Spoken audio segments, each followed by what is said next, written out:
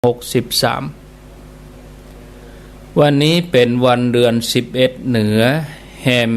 13ค่ำพร่ำว่าเป็นวันจันทร์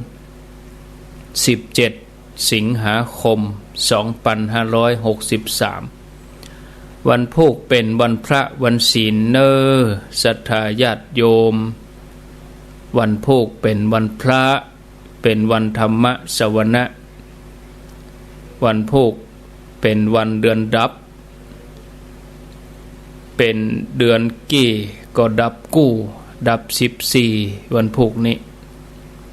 วันนี้เป็นวันหอวันดาวันพุธก็เป็นวันพระวันศีลมาปะกันในรายการ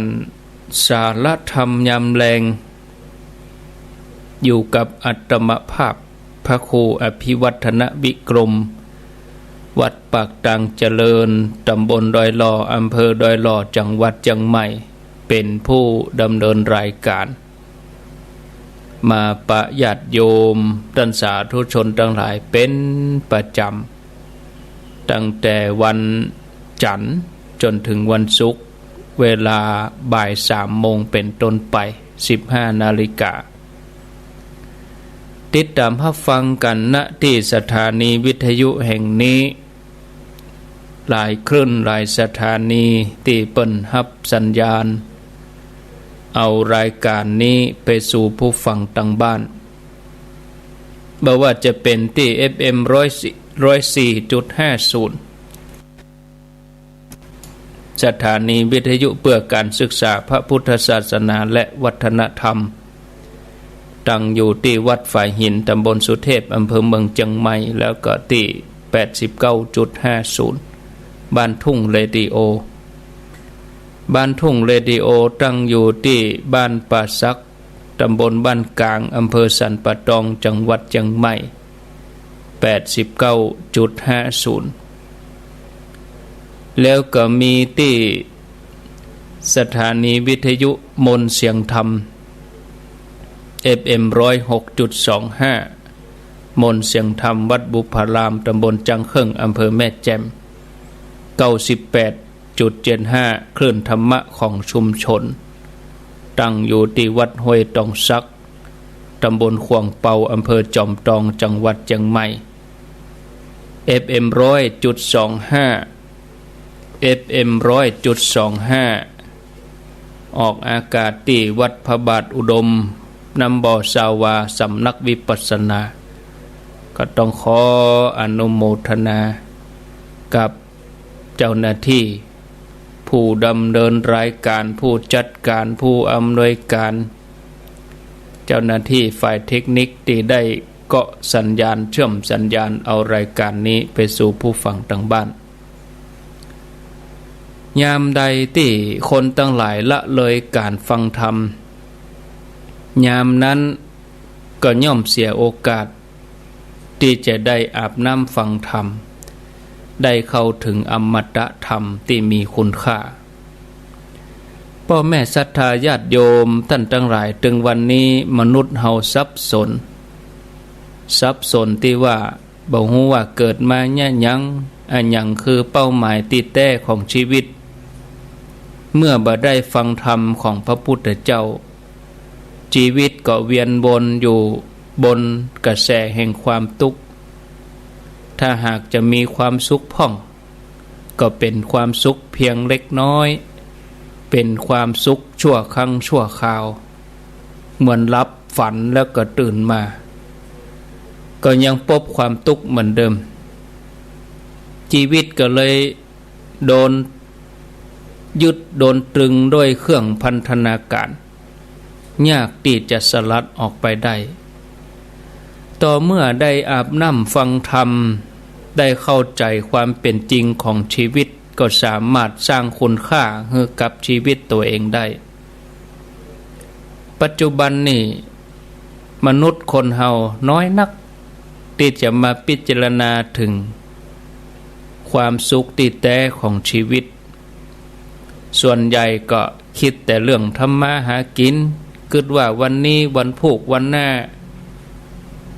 จะเสาะแสวงหาทรัพย์ที่ไหนมาเลี้ยงตัวเองเลี้ยงครอบครัวก็ทำให้ประมาทในการดำเนินชีวิตละเลยต่อการสร้างความดีละเลยต่อการสร้างบุญกุศลการแสวงหาทรัพย์ภายนอกก็มีความสำคัญอยู่แต่ก็ถือว่าเป็นเครื่องอำนวยความสะดวกเพียงแค่จัดปัจจุบันนี้ต่ออันเพื่อจะให้เฮาสามารถดำรงชีวิตอยู่เพื่อที่จะได้ทำงานต่อไปการมีชีวิตอยู่ไปเพื่ออันอย่างนั้นญาติโยมเป็นสิ่งที่เฮาจะต้องทำความเข้าใจให้ดีเฮาจะได้เป็นผู้ที่ตั้งอยู่ในความประมาทเพราะในที่สุดเฮาก็จะต้องจากกันต้องพรากกันทุกสิ่งอย่างถ้าเฮามีสติระลึกนึกเสมอว่าชีวิตของเฮาเหมือนไม้ใกล้ฝั่งบ่ฮู้จะล้มวันใดเวลาของชีวิตที่เหลืออยู่เฮาก็ควรจะเห่งสร้างคุณงามความดีสร้างบุญสร้างบารมีทำงานไปตัวสร้างบุญไปตัวเฮาถึงจะมีความปลอดภัยอันที่จริงเฮามาอาจจะฮู้ได้ว่าเฮาท่านทั้งหลายจะมีชีวิตยืนยาวเท่าใดยากที่จะกำหนดดีที่สุดคือเฮาควรที่จะทำความดีเสียตั้งแต่บัดเดี๋ยวนี้จะเล่าเรื่องให้ญาติโยมท่านสาธุชนท่านทั้งหลายได้ฟังในสมัยพุทธกาลในสมัยพุทธกาลมีพ่อค้าคนหนึ่งพ่อค้าคนนี้มีอาชีพค้าขายผ้าหลายหลากสีหลายหลากชนิดเป็นพ่อค้าผ้าวันหนึ่งคณะที่พ่อค้าผ้าบรรทุกผ้าเต็มลำล้อพร้อมกับโดยบริวารเป็นขบวนเกวียนถึงหมด500เล่ม500เกวียนก็เดินทางจากเมืองปาราณสีเพื่อจะไปเมืองสาวัตถีระยะทางก็ไปไกลพอสมควรเพื่อจะทำมาค้าขายตามปกติเมื่อเดินทางมาถึงแม่น้ำสายหนึ่งพ่อค้าก็ได้สั่งลูกน้องให้พักขบวนคืนนั้นฝนตกหนักญาติโยมจนกระทั่งน้ำนั้นล้นตลิ่งน้ำหลากน้ำนองพ่อค้าก็คิดว่าเฮาเองเดินทางมาไกลถ้าเดินทางต่อก็จะเสียเวลาควรทำการค้าในที่นี้ให้แล้วหมดฤดูฝนแล้วเสียงหมดฤดูร้อนฤดูหนาวให้ค้าขายที่นี่ให้เรียบร้อยหมดเสียก่อนคณะเดียวกันนั้นญาติโยมพระศาสดาพระองค์เสด็จมาเพื่อจะอนุเคราะห์หมู่พ่อค้าพระพุทธเจ้าเสด็จผ่านมาที่ขบวนพ่อค้าแล้วพระองค์ก็แย้มพระโอษฐ์ยิ้มมุมปากพระอานนท์สังเกตก็เลยทูลถามถึงเหตุพระสัมมาสัมพุทธเจ้าพระองค์ก็ตรัสว่าอานนท์เธอหันพ่อค้าที่มีทรัพย์คนนั้นก็อานนท์ตอบว่าหันอยู่พระเจ้าข้าพระพุทธเจ้าตรัสต่อไปถามว่าพ่อค้านั้นบ่ฮู้ว่าอันตรายของชีวิตจะเกิดขึ้นกับตัวเขายังมีความคิดว่าจะอยู่ที่นี่ตลอดปีมดเสียงฤดู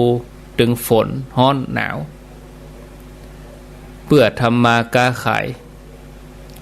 พระอานนท์ก็ถามว่าพันเตข้าแด่พระองค์ผู้เจริญอันตรายที่จะมีแก่เขานั่นเป็นอย่างใดจะมีแก่เขากาพระสัมมาสัมพุทธเจ้าพระองค์ก็ทรงตรัสว่าแม่นแล้วอานนท์พ่อค้าคนนั้นจะมีชีวิตเหลืออยู่เพียง7 วันต่ออันพระอานนท์เปิ้นก็ทูลขออนุญาตเพื่อที่จะไปบอกให้พ่อค้าให้ฮู้ตัวโดยการไปบิณฑบาตพ พ่อกาได้ถวายอาหารบิณฑบาตแด่พระเถระพระอานนท์ก็ถือโอกาสสนทนากับพ่อกาโดยถามว่าพ่อกาจะอยู่ที่นี่เมินก่อจ้าพ่อกาก็ตอบพระอานนท์ว่าผมจะเดินทางแหมอยู่แล้วก็เดินทางลุกไก่มาเมื่อจะเดินทางต่อไปก็กลัวว่าเสียเวลาเดี๋ยวนี้ฝนตกก็เลยตั้งใจว่าจะขอกาขายอยู่ที่นี่ให้มันหมดช่วงฤดูเหี่ยให้มันหมดปีเหี่ยพระอานนท์ก็กล่าวต่อถามว่าอุบาสกพ่อกาอันตรายของชีวิตหูได้ยากเป็นจะใดท่านถึงประมาทในชีวิตเล่าข้าแด่ท่านผู้เจริญพ่อกาว่าอันตรายอันยังกาที่จะมีกับผมที่จะเกิดขึ้นกับผมพระอานนท์ก็บอกว่าอุบาสกท่านจะมีชีวิตอยู่เหลือเพียงแถม7 วันต่อไปตั้งหน้าต่ออันพ่อกานั้นได้ยินได้ฟังก็รู้สึกสลดใจก็เลยตั้งใจว่าเวลาที่เหลืออยู่เนี่ยจะเห่งหีบทำความดีเพราะชีวิต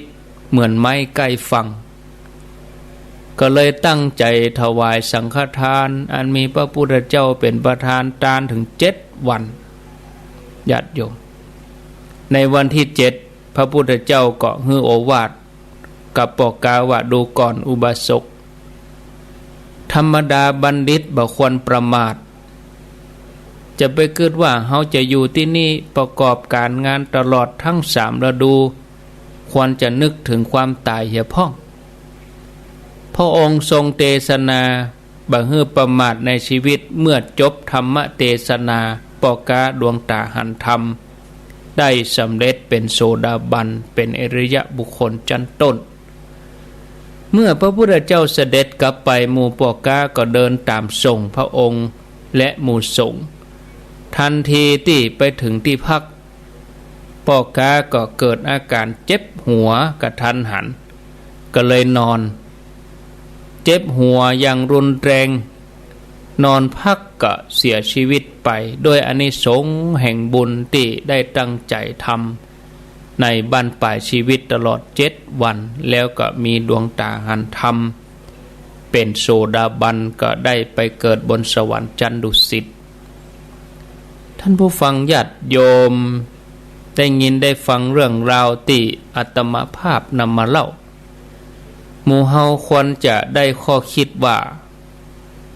ชีวิตเหมือนไม้ใกล้ฝั่งชีวิตเฮาถูกการเวลาเคลือบคลานเข้ามาจะกำหนดวันเวลาสถานที่ว่าจุดไหนตัดใดนี่มันกำหนดบ่ได้เฮาต้องพร้อมทุกขณะเหมือนต้นไม้ที่หิมตะลิงโดนกระแสน้ำเซาะพร้อมที่จะพังลงทุกเวลาชีวิตของเฮาก็เหมือนเดียวกันญาติโยมถูกกระแสแห่งการเวลาถูกกระแสแห่งความชราความเจ็บป่วยทำให้ทุกอย่างเสื่อมไปดับไปทุกขณะบุคคลใดประมาทในการดำเนินชีวิตมันตักเตือนตัวเองอยู่เสมอเห่งทำความเพียรชีวิตก็จะปลอดภัยนอกจากนี้ก็ขอให้หมู่เฮาเจ้าข้าศรัทธาทั้งหลายพิจารณาว่าสังขารทั้งหลายทั้งหมดเป็นสิ่งที่บ่เที่ยงเป็นทุกข์เป็นอนัตตาเฮาบ่ควรไปยึดมั่นถือมั่นบ่เท่าแต่นั้น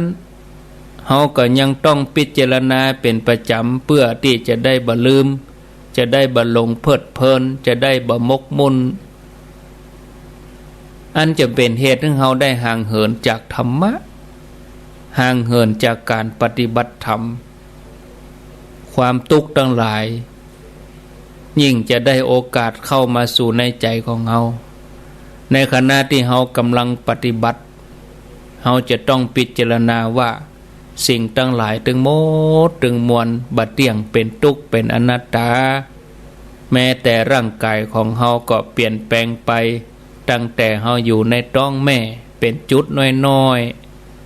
เจริญเติบโตด้วยอาหารจากแม่จนกระทั่งออกจากท้องแม่ลืมตาพอโลกเจริญเติบโตใหญ่มาญาติโยมทั้งหลายมันบ่มีคงที่มันเปลี่ยนแปลงไปตามลำดับจากวัยทารกมาวัยเด็กวัยหนุ่มวัยสาววัยกลางคนวัยชราจนกระทั่งยกขึ้นสู่เชิงตะกอนท่านผู้ฟังญาติโยมทั้งหลายฉะนั้นร่างกายของเฮาก็เลยเป็นเพียงเครื่องอาศัยเหมือนบ้านจองที่เฮาอาศัยชั่วคราวชั่วครั้งชั่วคราวในที่สุดก็ต้องผุพังไปบ่มั่นคงบ่คงที่เปลี่ยนแปลงไปตลอดเวลาจะเป็นที่เปิ้งที่แท้จริงบ่ได้สิ่งที่จะมาเป็นสรณะเป็นที่เปิ้งที่แท้จริงอันเกษมสูงสุดของเฮาได้นั้นจะต้องคงที่บ่เปลี่ยนแปลงแล้วบ่ก่อให้เกิดความทุกข์ต้องเกิดทุกข์ตลอดอันนั้นคืออย่างญาติโยมอันนั้นคือการเข้าถึงฝั่งพระนิพพานการได้ปฏิบัติพระพุทธเจ้าพระองค์ได้ทรงพิสูจน์แล้วว่ากายตั้งหลายเขาเนี่ยเป็นไตรลักษณ์อนิจจังทุกขังอนัตตาแล้วการที่เขาจะเสาะหาสรณะที่เปิ้งได้แท้จริงเขาก็จะต้องเอาตัวของเขาเนี่ยลงมือฝึกฝนปฏิบัติหูจักตีเปิ้งทำความเปลี่ยนโดยการฝึกใจบ่ใจไปอ้อนวอนสวดขอไหว้ขอตามจมปลวกตามต้นไม้ตามแม่น้ำเพื่อจะเอามาฮื้อเป็นสรณะอย่างนั้นเข้าถึงบ่ได้ต้องอาศัยตัวเก่าเฮาการมีสัมมาวายามะคือมีความเปลี่ยนภาวิตาภาหูรีกตาทำไปเจียเจียทำไปใจทำไปเลยอันเนี้ยเฮาถึงจะเข้าถึงมีความเปลี่ยนจอบคือเปลี่ยนในการที่จะทำใจให้หยุดนิ่งตั้งอยู่ในความประมาทในชีวิตเธอเป็นความเปลี่ยนเพื่อความหลุดพ้นความเปลี่ยนเพื่อความหลุดพ้นเป็นความเปลี่ยนของอริยะเจ้าทั้งหลายเปลี่ยนทำใจให้หยุดนิ่งทำโดยที่บ่หยุดยั้งทำไปทุกลมหายใจแม้พญามัจจุราชมาปรากฏก็บ่ย่อท้อบ่ท้อถอยขอให้หมู่เฮาทั้งหลายจำไว้เสมอว่าสิ่งที่เฮาจะสูญเสียไปบ่ได้แถมแล้วคือเวลาเพราะเวลาที่ผ่านไปนั้นจะไปดึงเอาความแข็งแรงเอาความสดชื่นของร่างกายเฮาไปโดยเฮาควรจะสงวนเวลาสำหรับชีวิตของเฮาเพื่อมาเข้าถึงธรรมะปฏิบัติธรรมตั้งอยู่ในทานศีลภาวนาเสาะหาที่เปิ้งนั่นก็คือกุลพระแก้วเจ้าทั้ง3ประการขอให้เกิดกันอย่างนี้ถึงวันสมบัติล้ำค่าในโลกนี้มีอยู่นักมากมายแก้วแหวนเงินทองล้วนแต่เป็นสิ่งที่ทุกคนปรารถนาสมบัติล้ำค่าของมหาเศรษฐีก็คือการมีทรัพย์สินเงินทองมีพวกพ้องบริวารสมบัติอันล้ำค่าของคนเจ็บไข้ได้ป่วยคือการมีสุขภาพดีแข็งแรงเดินเหินได้สบายสมบัติล้ำค่าของผู้ที่คงแก่เฮียนคือการได้อยู่กับตำรับตำราอ่านเขียนสมบัติอันล้ำค่าของคนทำความดีของคนสร้างบารมีของคนปฏิบัติธรรมนั้นบ่มีสิ่งใดที่จะมีคุณค่าเท่ากับการเข้าถึงความสุขภายในได้เข้าถึงความสงบจิตตังทันตังสุขาวหังจิตที่ฝึกดีแล้วย่อมนำความสุขนัตถิสันติปรมังสุขังสุขอื่นยิ่งกว่าความสงบบ่มีอันนี้เป็นสมบัติอันล้ำค่าแล้วก็จะเป็นที่เปิ้งของเฮาศรัทธาญาติโยมเผ่าพันธุ์ชาติพันธุ์หรือว่าจันวรรณะ บ่ได้เป็นเครื่องแบ่งแยกว่าเป็นคนดีหรือคนเลวการกระทำต่างหากที่เป็นเครื่องบ่งชี้ว่าคนนั้นดีคนนั้นเลวแม้จะมีชาติกำเนิดต่ำแต่หากจิตใจสูงส่งย่อมสมควรได้รับการยกย่องสรรเสริญเหมือนดอกบัวที่เกิดจากตมกับชูช่อออกมาเหนือน้ำบานสะพรั่งบ่ได้จมปักอยู่ในโคนตมตรงกันข้ามหากว่าชาติกำเนิดสูงแต่กับประพฤติต่ำช้าย่อมได้รับการติเตียนผลนั่นก็คือหยาบจ้ามีวิบากอันเป็นทุกข์ทรมานจะเล่าเรื่องให้ญาติโยมท่านทั้งหลายได้ฟังในอดีตกาลพระเจ้าพมทัตเสวยราชสมบัติอยู่ที่กรุงปาราณสีโพธิสัตว์เจ้าของเฮาถือกำเนิดเกิดเป็นวานอนคือลิงชื่อนันทิยะอาศัยอยู่ในหิมวันตะประเทศแล้วก็มีน้องชื่อว่าจุลนันทิยะลิงสองพี่น้องมีบริวารถึงตัวละ 84,000 วานอนสองพี่น้องเป็นวานอนยอดกตัญญูช่วยกันปรนนิบัติดูแลแม่ซึ่งแม่นิตาบอดโดยหื้อนอนพักที่พุ่มไม้จากนั้นก็เข้าป่าหาผลไม้แล้วหื้อลิงที่บนเป็นบริวารเนี่ยเอาไปส่งให้แม่ถึงวันแต่ว่าลิงที่เป็นบริวารหั่นผลไม้มีรสชาติอร่อยเกิดความโลภเม็ดเอาไปยักยอกเอาไปบ่ถึงมือแม่ทำให้แม่บ่ได้กินหิวร่างกายสูบผอมเหลือแต่หนังหุ้มกระดูกต่อมาโพธิสัตว์เจ้าปิกมาเยี่ยมแม่หันร่างกายของแม่ผอมผิดปกติก็เลยถามว่าแม่จ๋าลูกอุตส่าห์หาผลไม้ให้แม่ทุกวันเป็นลมผลไม้อย่างดีมีรสชาติอร่อยแม่บ่ได้กินเสียก็กินก็ว่าไม่ได้กินเป็นจะใดพอร่างกายแม่ยังมาผอมจะนี้มารดาก็ตอบวานอนผู้เป็นลูกด้วยความแปลกใจว่าลูกเอ้ยแม่บ่เคยได้กินอะไรอย่างบ่เคยหันอะไรอย่างที่ลูกฝากมาเลยลูกเฮ้ยโพธิสัตว์เจ้าก็หู้ทันทีว่าลิงลูกน้องบ่ซื่อสัตย์เอาผลไม้หายกลางตังบ่ยอมเอาผลไม้ไปให้แม่ท่านก็บ่เครียดบ่โคตรอะยังแต่ก็กึดแก้ไขปัญหาก็มาเกิดว่าถ้าหากเฮามัวเมาอยู่กับตำแหน่งอยู่กับอำนาจอยู่การปกครองหมู่ลิงหมู่นี้ดีบ่ดีแม่ของเฮาจะอดตายเฮาจะลาออกจากการปกครองการเป็นหัวหน้าหมู่ลิง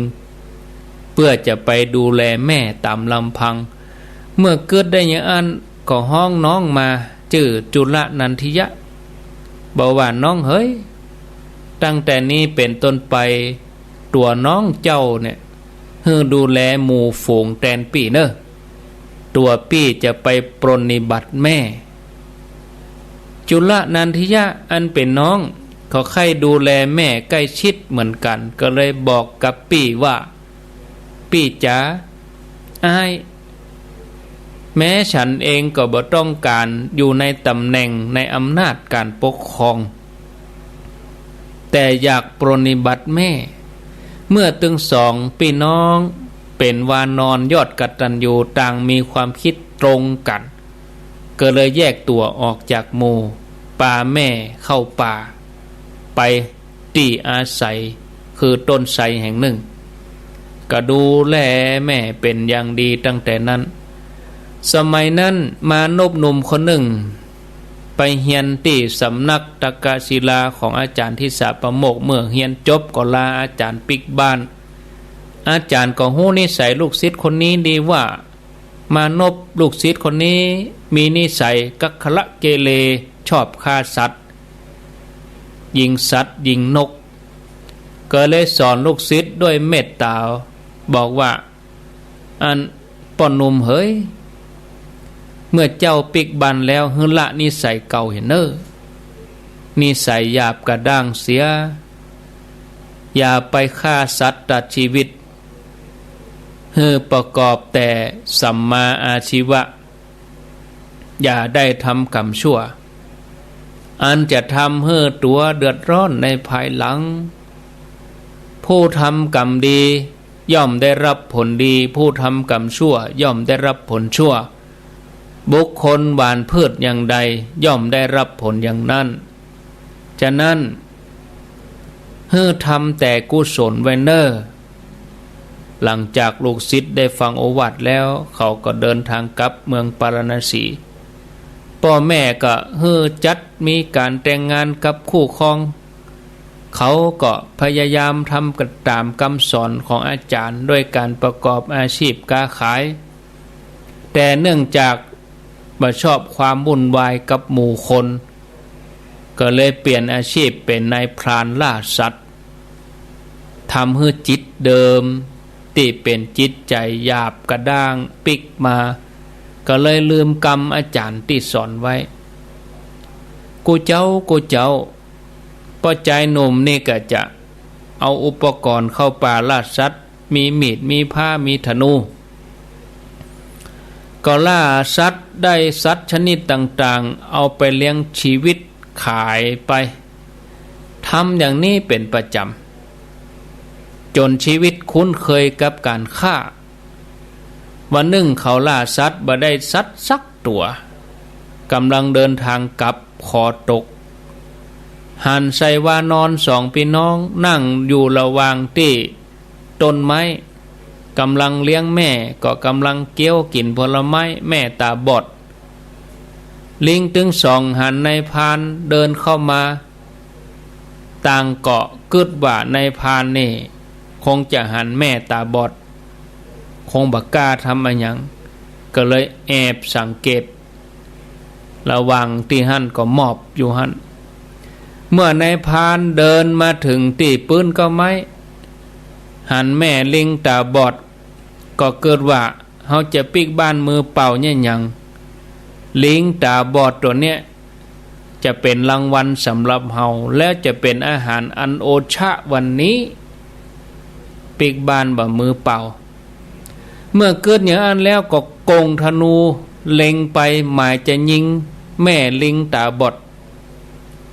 โพธิสัตว์เจ้าหันท่าบดีก็เลยบอกน้องบ่าวว่าน้องเหยนายพรานคนนี้มีนิสัยบดีพิษมนุษย์มนาจิตใจหยาบจ้าแบบนี้กงธนูจะยิงแม่เฮาแน่นอนตัวอ้ายจะสละชีวิตแทนแม่เมื่ออ้ายตายแล้วให้น้องเลี้ยงแม่แทนกำเนิดเมื่ออู้จบลิงโพธิสัตว์เจ้าก็กระโดดออกมาขวางทางบอกนายพรานบอกว่าจะไปฆ่าแม่เฮาเนอ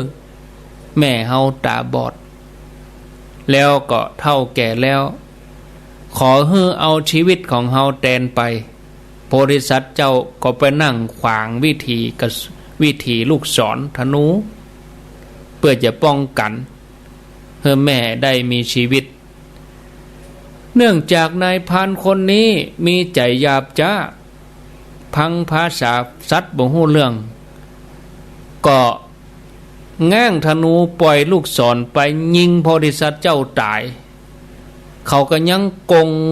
เอาลูกธนูใส่เข้าไปทำหมายจะยิงแม่ลิงโอ้ดีละได้2 ตัวก็ดีละจุลนันทิยะอันเป็นน้องหันเหตุการณ์ขับขันอย่างอันเกิดว่าแม้มารดาของเฮาจะมีชีวิตอยู่เพียงวันเดียวก็ได้ชื่อว่ารอดชีวิตแล้วเฮาจะสละชีวิตแทนแม่ด้วยการขอความเป็นลูกกตัญญูแล้วก็กระโดดออกมาอ้อนวอนนายพราน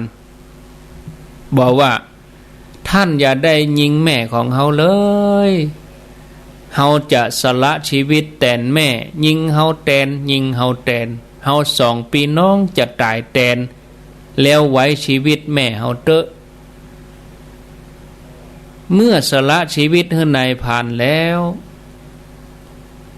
เมื่อกล่าวอย่างนี้แล้ววานอนที่เป็นน้องก็ไปนั่งบนวิถีลูกศรเพื่อป้องกันแม่บางฮื้อได้หวาดหวั่นต่อความตายนายพรานใจบาปก็ปล่อยลูกศรธนูยิงไปใส่จุลนันทิยะตกจากต้นไม้ยังกึดจะเอาไปเผื่อคนอื่นแถมดีประเด็นนี้ตายไป2 ตัวบ่พอเตื้อเนาะเอาจะต้องยิงแม่มันแถมก็ยิงแม่แถมตัวรวมไปก็ได้ลิง3 ตัวเอามาหามมาหาบไปเดินหน้าไปยิ้มไปผิวปากไปโจกดีปิกบ้านจะบ่โดนเมียด่าอีเนาะโอ้ได้ลิงมามืดค่ำพอดีท่านผู้ฟัง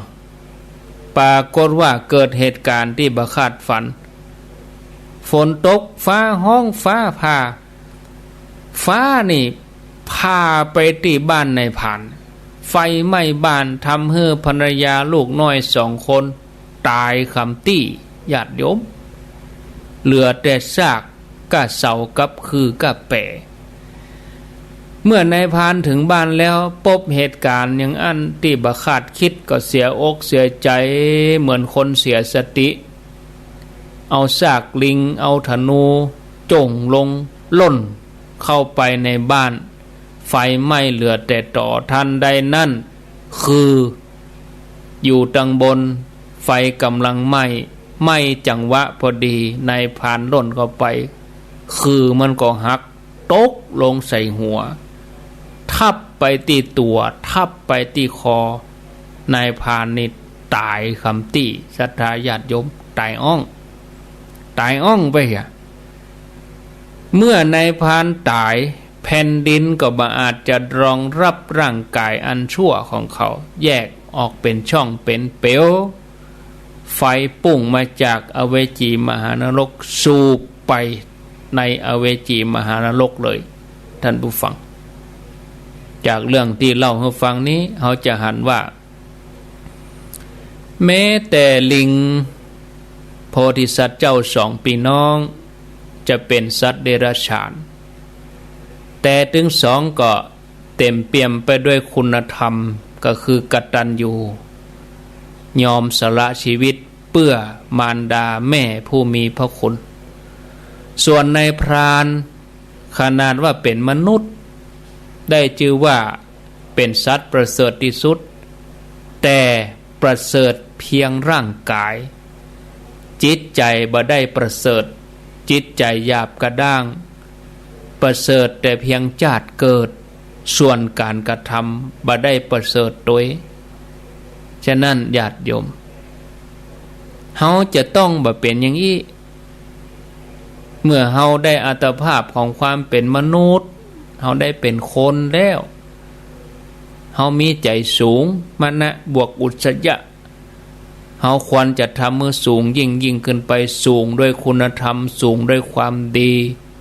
เพราะอัตภาพของความเป็นมนุษย์เราเนี่ยเหมาะแก่การได้ทำความดีทุกรูปแบบบ่ว่าจะทานศีลภาวนาเมื่อละจากโลกไปแล้วเฮาก็จะได้ไปสู่ภพสู่ภูมิที่ดีไปสู่สุคติที่ดีเมื่อบารมีเต็มเปี่ยมเฮาก็จะได้ปั่มเป่งบารมีหลุดพ้นจากกิเลสอาสวะยกตนหื้อเหนือสรรพสัตว์ทั้งหลายเข้าถึงที่สุดแห่งธรรมขององค์พระสัมมาสัมพุทธเจ้าฝากญาติโยมท่านสาธุชนทั้งหลายไว้เนาะก็เดินไปต่อกันชั่วโมงที่2ตอนนี้เวลา15:45 นาทีบ่าย3:45 นาทีมีเวลาอู้กัน15 นาทีในชั่วโมงแรกนี้ญาติโยมท่านใดจะอู้จะโทรเข้ามาแจ้งผลการรับฟังแล้วเป็นยังได้พ่องตั้งแต่เริ่มต้นญาติโยมทั้งหลาย0 9